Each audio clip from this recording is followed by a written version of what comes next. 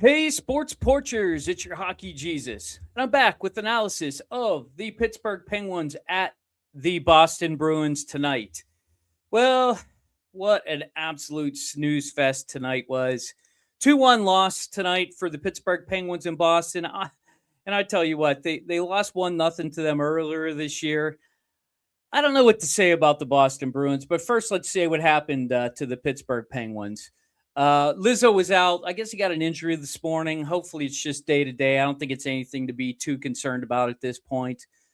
They already were planning on putting Kindle on the top line, so that was already going to happen. So that means Kevin Hayes had to come in. He centered the third line.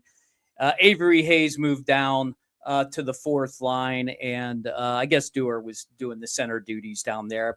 Him or Chari can center that line. They got three centers actually on that fourth line down there. So, yeah, so they had to jumble up things a little bit. Defense pairs were still the same. And, hey, right off the bat, Pens get a goal, another first goal of the game, 39 or 40, I think, on the year in the 60 games that they've played so far. So, but that wasn't enough. That was all they got. 1 minute in, and then 5 minutes later, bing, bang, boom, Boston puts two behind Skinner in less than a minute. And that was it.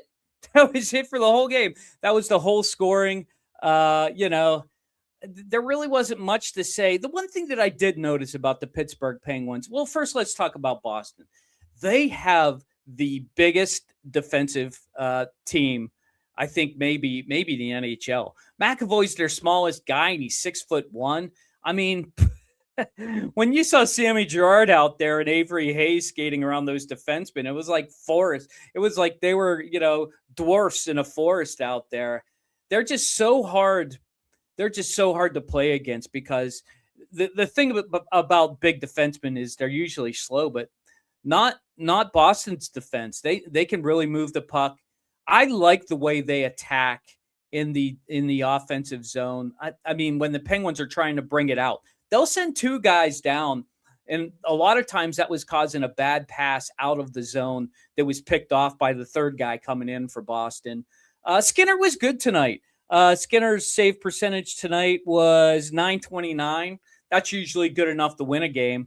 But Swayman's was much better, .971. Swayman looked really good tonight. He's a very good goalie. He is absolutely solid. When he's in his game, he's not giving up any rebounds, and he didn't give up very many rebounds tonight.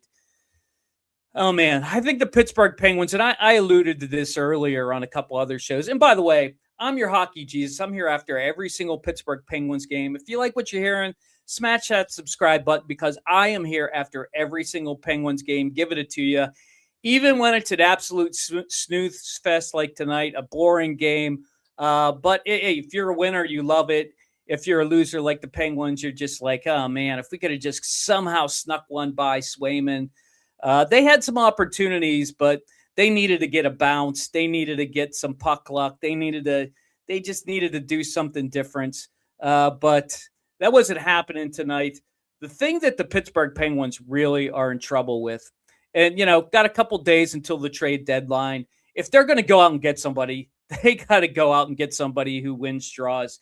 Since Sid has been out, so since the Olympic break, they have been outdrawn, losing faceoffs 138-68 in the four games that they've played. Now, they've won three of those four. Tonight, it was 31-16 Boston. And you could see it. Like, Boston was not afraid to shoot the puck down the ice, get that icing when they had the man advantage when they pulled the goalie because they knew they were going to win the draw. I mean, they put Chari in there. He's probably our best defenseman to win that draw, but I think they might have to go get somebody to win draws because Kindle's just too young. He just doesn't have the strength quite yet, doesn't have it down. Novak's okay, but not great. Kevin Hayes on the third line, come on. Let's go. Yeah, I mean, you're not going to expect him to win too many draws, and that's hurting the power play. Power play was 0 for 4 tonight. If they get one power play goal, they get a point, and that's usually what's been happening with the Pens. They've been getting timely power play goals, And unfortunately tonight that just wasn't in the cards, and it's a loss. And there's really not much else to say about this game. You can't win them all. Pittsburgh Penguins now are 31-29 on the season with stuck at 75 points. They're still in second place. When I was looking at all the standings tonight, and I don't like to look at the standings, I like to look at the points. They're still trending for over 100 points, so they're fine when it comes to points to make the playoffs. But when you play against a team like Boston, who's also probably, they're in kind of the wild card now. The Atlantic is just a bugaboo for the Penguins right now, and they've got to play. They got to play against the Atlantic. Their next game's against Buffalo. They got Boston coming back into Pittsburgh on Sunday. And in between, we get to play the Philadelphia Flyers. And they're pretty hot. I think they won 2 in a row. So we'll see what happens. I mean, you can't win them all, but the Pittsburgh Penguins, no harm, no foul. They didn't get any points tonight, but you're not going to win them all. That's all I got to say tonight. That's it for me. I'll be back Thursday. Bam. I'm going to be at the game. I'm going to try and take my headphones down there and maybe give you a little post-game down at the arena. So Pittsburgh Penguins lose tonight in Boston 2-1. Still in second place. Weren't able to make up any ground on Carolina, who lost, but at this point, they're just looking to get some points. So that's it for me tonight. I will catch you in the next one. See you.